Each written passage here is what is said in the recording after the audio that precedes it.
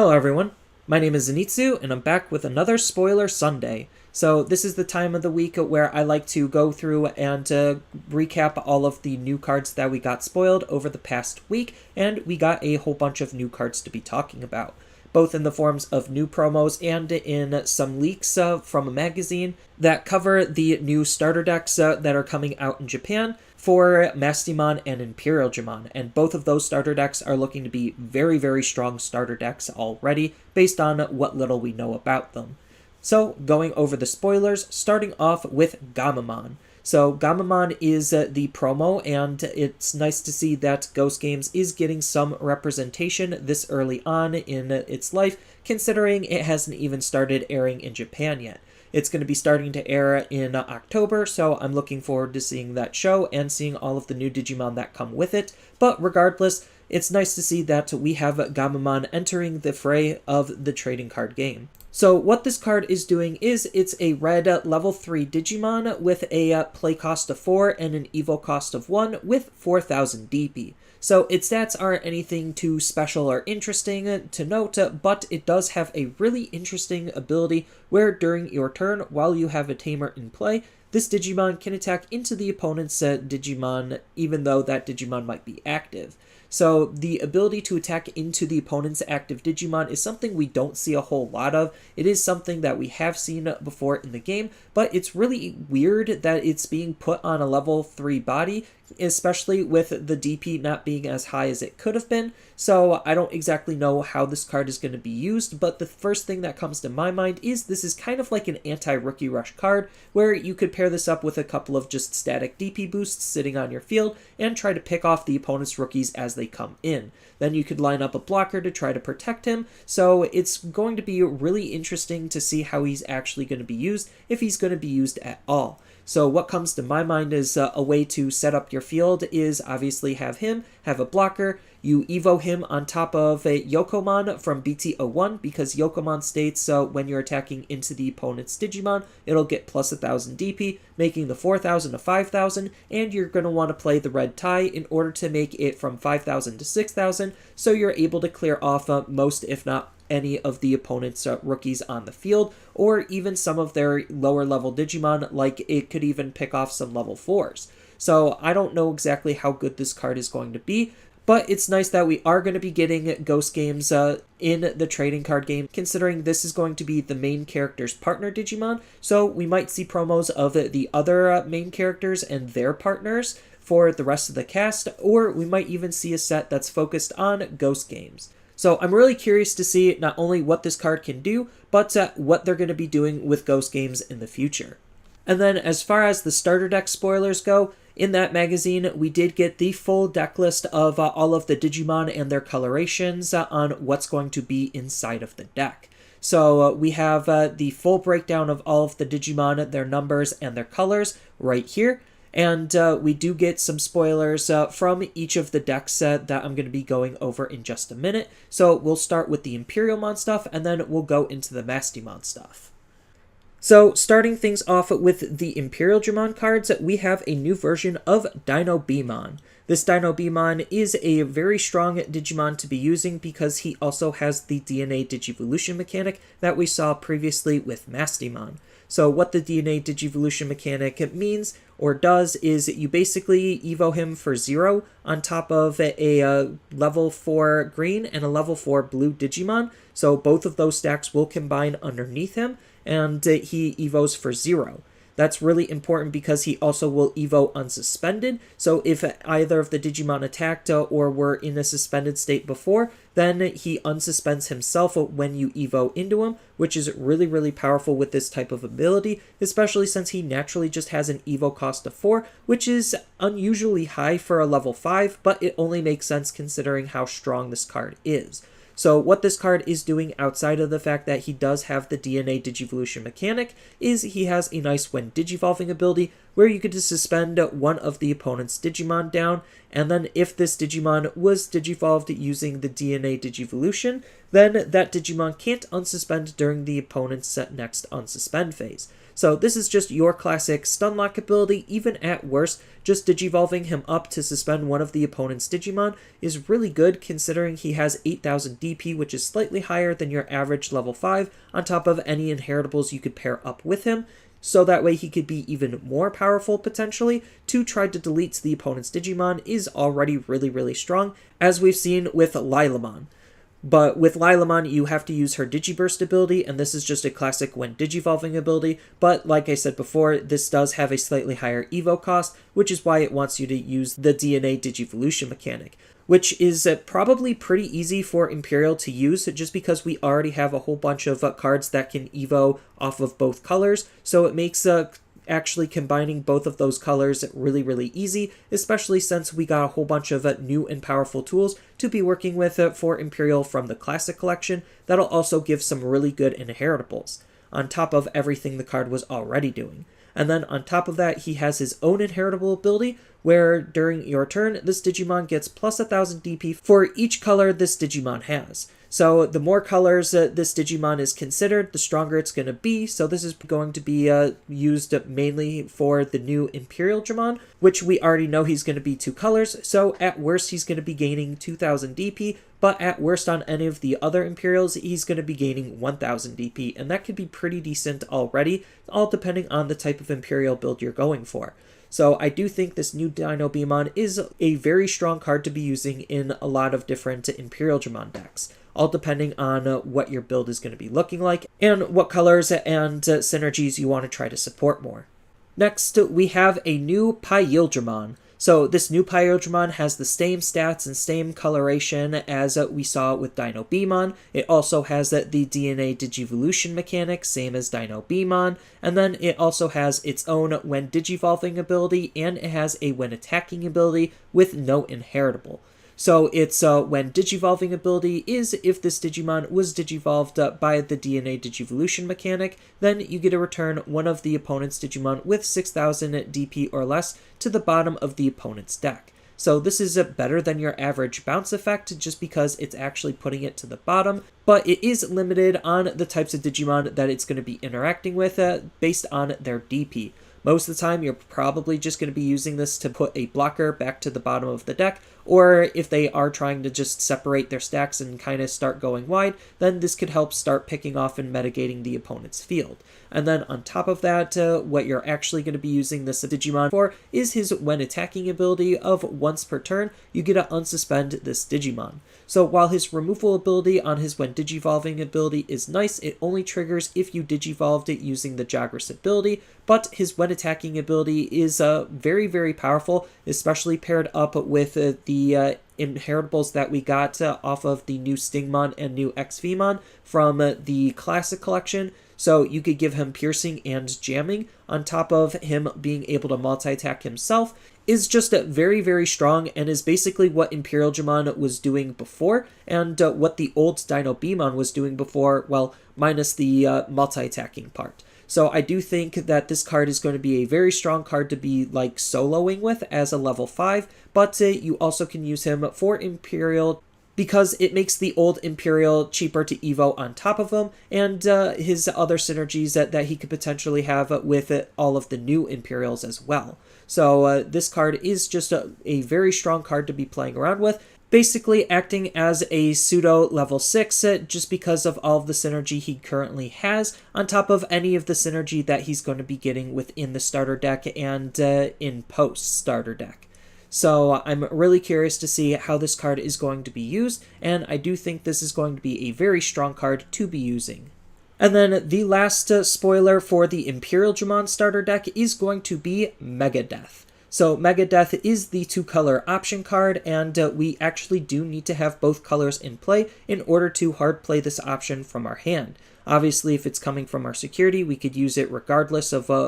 its other conditions, and we just get to activate its security ability, but the fact that we do actually need the limitation of having both colors on the field is a very welcome restriction considering how powerful this card is. So what this card is doing is it has the nice main ability where you get to suspend one of the opponent's Digimon down, so a very green thing to do, and then you get to return one of the opponent's suspended Digimon back to their hand, so a very blue thing to do. So it's taking aspects from both of the colors and fusing it into one card. And I think that this is a very powerful removal option for blue and green to be playing around with, just because blue and green kind of had some very bad removal options, and we finally get a really, really good one, but it is limited more to Imperial Dramon because he wants to be playing blue-green, but that's not saying you can't play a splash or a mixed deck for some other colors just because of how Digimon works as a whole. But I digress, and this is still just a very powerful option to be playing around with, especially since it also has the added benefit of having a nice security ability where it activates its main ability.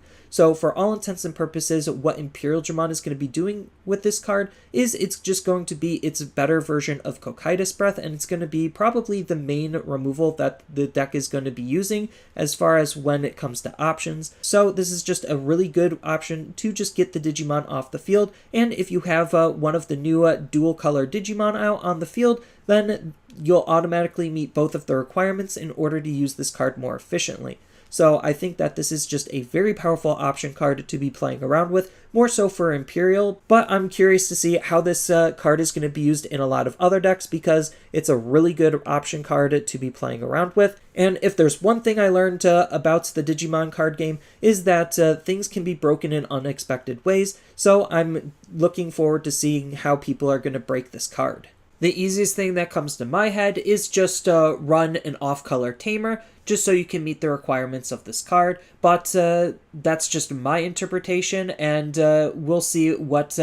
Japan comes up with when they get the card to be playing with. But similarly, how we got to the Imperial Dramon deck list, we also have the Mastermind deck list as well, with all of the names of all of the Digimon and their numbers and their coloration. The only things left to really learn about these deck lists is how much of each of the card is going to be in there, so what's going to be the 2-ofs, what's going to be the 4-ofs, and what the card's abilities are going to be.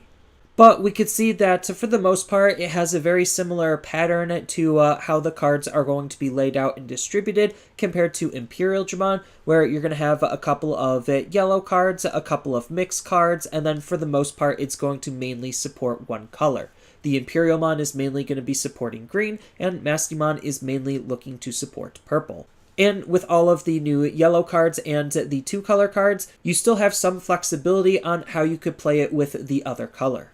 So, going over the spoilers from the Mastermind deck, we have a new version of Wizardmon. So, this Wizardmon is a vanilla Digimon. It has absolutely no abilities to it whatsoever, but it is a 2-color Digimon, so it has that going for it, on top of the fact that it can evo off of purple or yellow, so it's acting as a really good bridge between the colors, and on top of that, its stats aren't necessarily the worst. It evos for 2, which is relatively efficient compared to some of the other 2-color cards that we've seen, and on top of that, its stats for being a level 4 aren't really bad either. I believe it hard plays for 6, and it has 6,000 DP, which is relatively comparable to a lot of stronger level 4s. So I think that this just being a vanilla 2-color card is going to be a decent card to be using for a lot of decks, just because it's a very easy bridge between those colors, as I mentioned before. Next, we have a new version of Gatomon. So as we saw from the deck list, Gatomon is another 2-color Digimon, which is very, very powerful, and Gatomon stats are also kind of something interesting to note. So it hard plays for 5, which isn't that big of a deal. It evos for 3 off of yellow and purple. That's a little bit higher than your average at level 4, and it only has 4,000 DP. But for having such awkward stats, it has a slew of really good abilities. So what this card is doing is it has a nice on-play ability as its first ability native to it, where you get to reveal the top 3 cards of your deck, and then you get to add 1 purple and 1 yellow Digimon card among them into your hand, and then the rest go to the bottom in any order. So it's just your stereotypical digger, where you're just looking for your purple and yellow cards to just help with your deck's overall consistency. So this on-play ability is telling me that it wants to actually be hard played or played for free, rather than trying to evo up into it, but you do have that option available to you, just in case you need it. We already know that purple and yellow have ways of cheating their Digimon out for free, whether it's from our hand or the trash, it doesn't necessarily matter. I'm just curious to see what's going to be the best direction to take the deck in to optimally use this on playability. And then on top of her on playability being really good, she even has a good secondary ability where during your turn, when this Digimon digivolves into a Digimon with Archangel or Fallen Angel in its trait, then we get to reduce that Digivolution by 2. So the 2 intended targets for this card to digivolve into are going to be Lady Devimons and Angelwomons, so reducing any of those evolutions by 2 currently means that we're going to be evoing into an ultimate for 1 memory, and that's really tempo efficient, allowing you to get into your higher stages that much faster than what the opponent might be anticipating. So this ability to cheat on tempo is already very, very strong, considering she digivolves for 3, and this kind of combos with her Digivolution ability, where you could digivolve for 3, then digivolve for 1 onto your ultimate, and then pass the turn, which then all plays into her inheritable ability, which is during the end of your turn, you can DNA digivolve this Digimon into another Digimon in your hand by paying its DNA Digivolution cost. So we already know that the DNA Digivolution cost is just requiring 2 Digimon of different colors to be on the field to just stick it underneath and create the new Digimon. So the fact that all of these abilities are playing very nicely with each other to just help the deck flow and function is making Gatomon a very strong card to be playing around with. Not only just for her own native color, but for other colors in the future. Just because the more they use 2 colors and the more combinations we get of 2-color Digimon, the less and less colors will actually be relevant in the game. So we could get into a position where we could use this Gatomon to transition into several other colors, and then if any of those other colors have their own Jogresses to use, then this Gatomon can trigger any of those DNA Digivolutions as well, making this Gatomon a very powerful card to be playing with. Not only just for what she's currently doing, but potentially in the future as well. And then the last card that we got spoiled is going to be Chaos Degrade. So Chaos Degrade is the 2-color option card that we get for the Mastermind starter deck, and yes, you do need to have both colors in play in order to use this option card, but this option card is looking to be insanely powerful because it is a new form of removal. So what this card is doing is it has the main ability where you get to place one of the opponent's Digimon at the top or bottom of their security stack face down. Then if you do, you get to trash the top card of the opponent's security stack. So this card is bypassing all forms of protection that we currently had before. So cards like BT05 Omnimon, which prevents itself from being deleted, bounced back to the hand, or to the bottom of the deck. This card now bypasses that, and this card also bypasses the combo play of Craniamon and Breath of the Gods, where you basically couldn't touch the Digimon except for beating over it, and now that we have a new form of removal to be interacting with, it basically throws all of those protections out the window. And then on top of that, it has just a ton of different ways that it could be used. So you could use it on a Digimon to just get it off the field, throw it in their security, and then try to burn their security at the same time, whether it's going to be the card that you removed off the field or just the card that was next in their security. It doesn't really matter. It's just acting as a new form of removal that's also burning the opponent at the same time, even though they're not really losing any cards in their security as a whole because you're putting one in there. It's just a very powerful option card to be using nonetheless, with the nice security ability of putting one of the opponent's Digimon at the top or bottom of their security stack face down. So even at worst, when it's checked in the security, it's yes going to add to the opponent's security, but if you have enough damage output and enough ways to aggress onto the opponent's security, it's not like it really matters putting one card into their security stack, especially if you're getting rid of a problematic Digimon you couldn't deal with otherwise beforehand. Makes this card a very powerful card that's probably going to see quite a lot of play.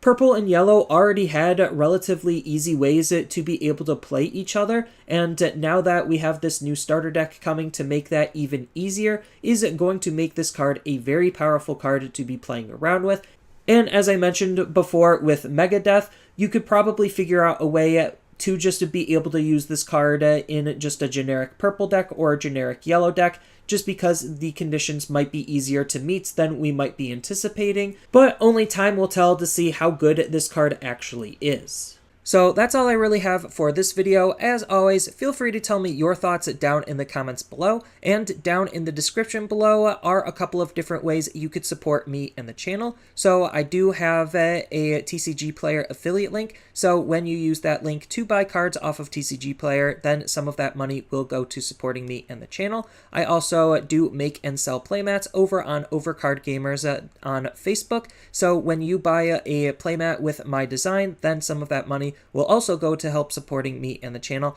And on top of all of that, I do have a Twitch account over on twitch.tv/Zenitsu, so giving me a follow and a subscription also helps support me there, and I do play Digimon on top of various other games on that platform as well. So thank you everyone for watching, and as always, don't forget to like, share, and subscribe for more content, and I'll see you in the next video.